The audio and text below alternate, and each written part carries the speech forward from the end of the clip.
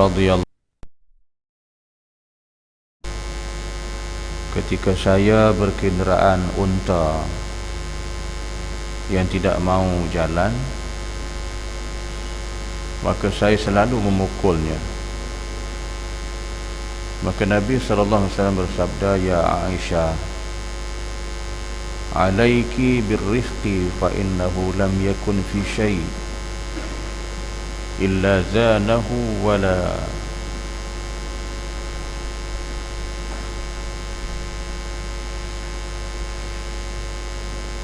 nuzzi'a min syai'in illa sya'nah." Wahai Aisyah, gunakanlah kelunakan, kesabaran, sebab lunak itu tidak berada pada sesuatu melainkan ia memperindah,nya, dan tidak tercabut dari sesuatu melainkan menjelekkannya, memburukkan keadaan. Sambungan kita bab lunak dan tidak tergopoh-gapoh.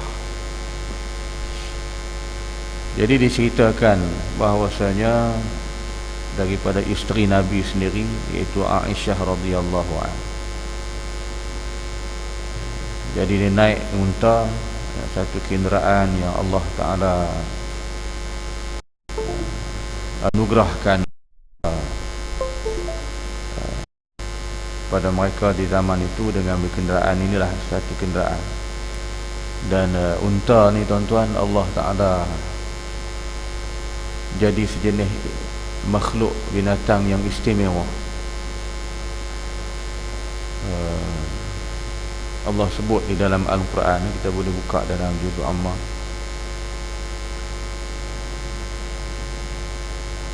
di dalam surah Al-Ghashiyah. Allah kata apa? Afala yanzuruna ilal ibli kaifa khuliqat. Perhatikanlah, unta ni sejenis binatang yang mempunyai keistimewaan. Jadi dalam tafsir, para ulama menyatakan unta ni satu jenis binatang yang tahan lasak dengan keadaan cuaca panas, dengan keadaan padang pasir. Dan dia pula jarang dia terjerelus. Kalau kuda ni dia terjerelus kaki dia dalam pasir tu. Di unta ni jarang.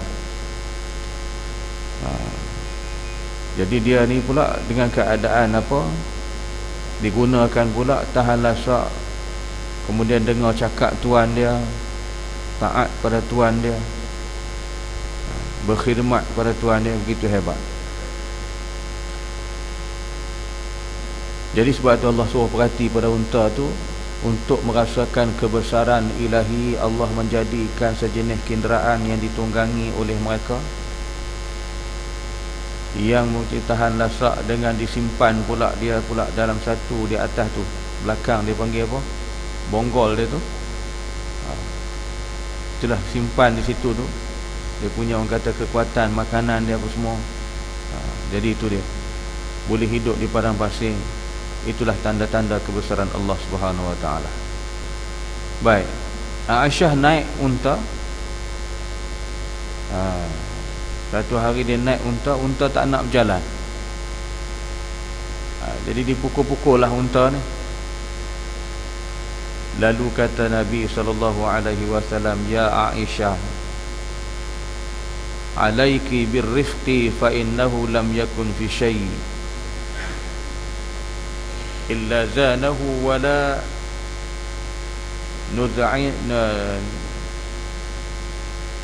tunzi'a min syai'in illa syana."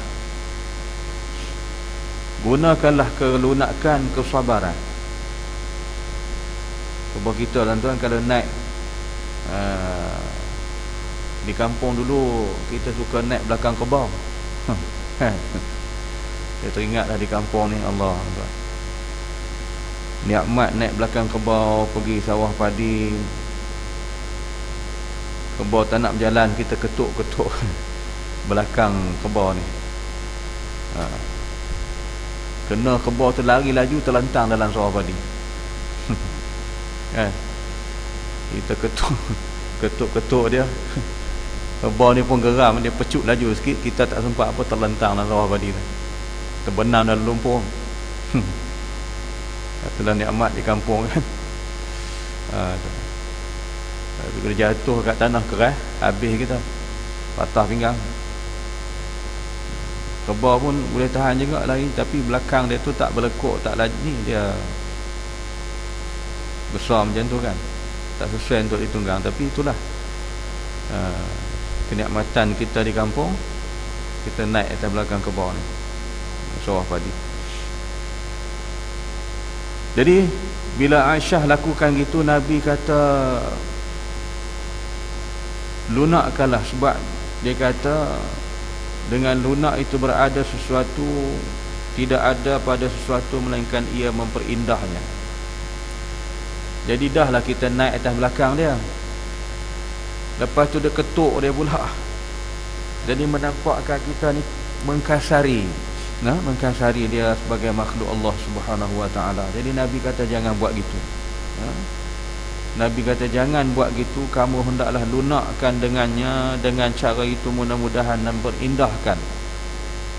Jadi binatang tu pun tak sakit, kita naik atas belakang dia, janganlah diketuk dia pula. Kemudian tu nampak akhlak kita ni akhlak yang cantik, kan? Indah. Kalau kita ambil duk ketuk, duk bantai belakang dia, satu nampak perbuatannya kita kasar. Dahlah kasar, lepas tu tak reti terima kasih. Lepas tu naik atas belakang kawan tu, janganlah ketuk dia. Gunalah kaedah cara lemah lembut, ataupun kita tepuk-tepuk, kita gosok belakang dia, jangan diketuk-ketuk gitu. Jadi Nabi, walaupun dia binatang, walaupun dia tak boleh bercakap, tak boleh berkata-kata, Nabi suruh melakukan kelembutan kepada makhluk Allah Subhanahu wa taala. Jadi ni kita kiaskanlah dengan hak lain, termasuklah kita kebau, lembu, kambing dan sebagainya, binatang-binatang yang kita ternak ni, mereka juga adalah makhluk Allah Subhanahu wa taala. Janganlah diinayakan dia, jangan dikasari dia, jangan dibuat perlakukan yang bukan-bukan. Kita disuruh berlunak, berlemah lembut, dengan cara itu nampaklah keindahan berakhlaknya kita sebagai seorang muslim ataupun muslimah. Jadi bila kita ni lakukan dengan kekasaran ni, sakit tuan. Cuma dia tak boleh cakap lah, dia kata kalau dia boleh cakap, janganlah ketuk, sakit. Mungkin dia sebut gitu. Tapi tak boleh cakap ni, hanya sekadarnya dia menahan kita ketuk dia. Jadi sebab itulah kita disuruh berlemah lembut pada keadaan kita naik pada belakang unta dengan kenderaan yang Allah Ta'ala bagi itu, sebagai satu daripada menampakkan indahnya akhlak kita sebagai seorang muslim, dan tidak tercabut dari sesuatu melainkan menjelekkannya, perkara-perkara yang buruk. Jadi makna kalau kita duk pukul, duk menampak keburukan kita lah, sifat manusia ni gelojoh kan, sifat manusia ni gapah-gapah, sesuatu perkara tu kita nak cepat saja. Jadi perkara ni kena sabar kan? Jadi janganlah sampai kita mengkasari dia dalam bentuk begitu. Serupa kenderaan kita lah, kalau hari ni kita tak naiklah unta, kita naik kereta motor kan, kita start kereta kita tak jalan, takkan nak ambil hammer pergi ketuk dia. Pasti ada benda yang tak kena, sebab tu dia tak boleh berjalan. Sistemnya mungkin tak betul, ataupun ada benda-benda yang tak betul, maka enjinnya tak hidup. Tapi kita ambil hammer pergi ketuk dia, tak pernah sabar tak? Jadi kita pun kena tengok apa keadaan masalah. Kadang-kadang kita ni hari ni pula, kereta kita zaman moden ni pula zaman jenis kereta auto kan? Start tak hidup, start tak boleh. Allah, gelisah peluh kita, kenapa tak boleh? Cuba perhati betul-betul apa masalah. Awak pergi letakkan tu, dia kan tulis dalam tu dah diberikan arahan, bila parking letakkan pada P, jangan letak pada tempat lain.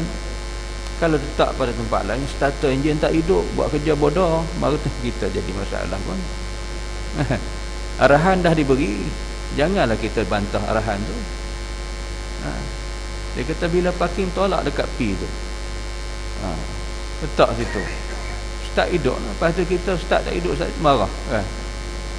Tak guna beli kereta baru pun jadi masalah ni. Awak bodoh tak ikut arahan. Marah ke apa? Jadi zaman dulu unta. Unta lagi apa lagi zaman dulu? Kaldai ada. Himar. Naik atas belakang. Jadi itulah kenderaan diguna pada zaman tu. Diketuknya tak boleh lah. Jadi kasar kan binatang tu, dia merasai kesakitan.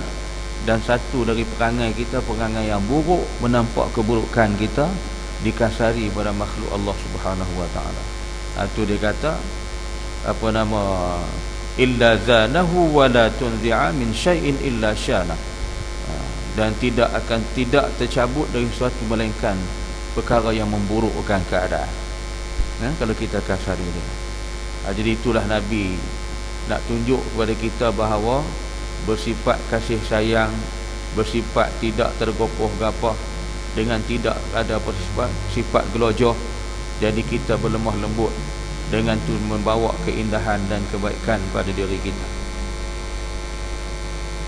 Kemudian Abu Lais meriwayatkan dengan sanadnya daripada Ali bin Abi Talib radhiyallahu anhu berkata, ketika telah turun surah Idza jaa nasrullahi wal fath, Rasulullah sallallahu alaihi wasallam sakit, dan pada hari Khamis Nabi sallallahu alaihi wasallam keluar dengan kepala yang diikat.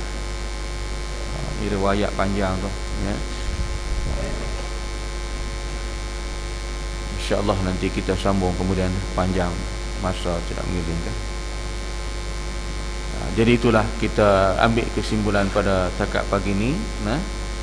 Jadi kita berlakulah orang kata lemah lembut dengan apa nama binatang, dengan makhluk, apatah lagi dengan manusia. Sama anak-anak kita dalam pendidikan, kita berlemah lembut dengan mereka. Ada perkara kita berbincang, jangan dikasari, jangan disagah, ditengking. Sebab kadang-kadang kita ni, nafsu kita ni tuan-tuan, marah tak kena pada tempat. Kadang-kadang kita tengking anak-anak, isteri depan orang ramai, jadi malulah dia. Kadang-kadang anak-anak kita pula makan minum, kita marah depan dia, meletih dia nak makan. Ini benda-benda yang kita kena elak. Ada masa cari ruang untuk kita berbincang dengan dia. Nak nasihat dia, nak tegur dia, ada masa dan ketikanya. Jadi semua perilaku-perilaku ni membawa keindahan dan membawa kebahagiaan. Rumah tangga kita menjadi rumah tangga yang al-baiti al-jannati. Dan kedua kita duk kempen melahirkan apa, slogan kita, melahirkan insan yang kamil mutakamil kan. Hebat kita ni slogan, insan yang kamil mutakamil. Nak lahirkan insan yang kamil mutakamil, dia kena balik kepada wasiat Nabi sallallahu alaihi wasallam. Apa Nabi wasiat? Yang pertama dalam pendidikan, Nabi kata, ajar dan didiklah diri kamu dan anak-anak kamu menjadi insan yang ittaqullah, yang bertakwa kepada Allah. Itu pertama sekali wasiat Nabi. Jadi kita kena lembut, didik mereka menjadi insan yang bertakwa, baru boleh tuan-tuan nak jadi insan yang kamil mutakamil. Jika tidaknya, tak jadilah insan yang kamil mutakamil, jadilah insan yang hamil banyak. Itu buang merata jalan. Kita tak didik dengan Quran, tak didik dengan hadis. Itu forum di Batang Kali, ahli panel marah kat saya sampai tak nak minum. Dia marah sungguh dengan saya pasal saya sebut gitulah. Dia kata nak lahirkan insan yang kamil mutakamil, tapi kesudahan melahirkan insan yang warga kita banyak yang hamil, buang anak. Jadi itulah, balik kepada Quran, balik kepada hadis. Mudah-mudahan hidup kita indah di dunia, lebih indah lagi di akhirat insya-Allah. Wallahu a'lam. Di hadis tu panjang, kita sambung. Subhanakallahumma wa bihamdik, asyhadu an la ilaha illa anta, astaghfiruka wa atubu ilaik. Bismillahirrahmanirrahim. Wal 'asri innal insana lafi khusr illa allazina amanu wa 'amilus solihat wa tawassaw bil haqqi wa tawassaw bis sabr. Shadaqallahul 'azim. Assalamualaikum warahmatullahi wabarakatuh.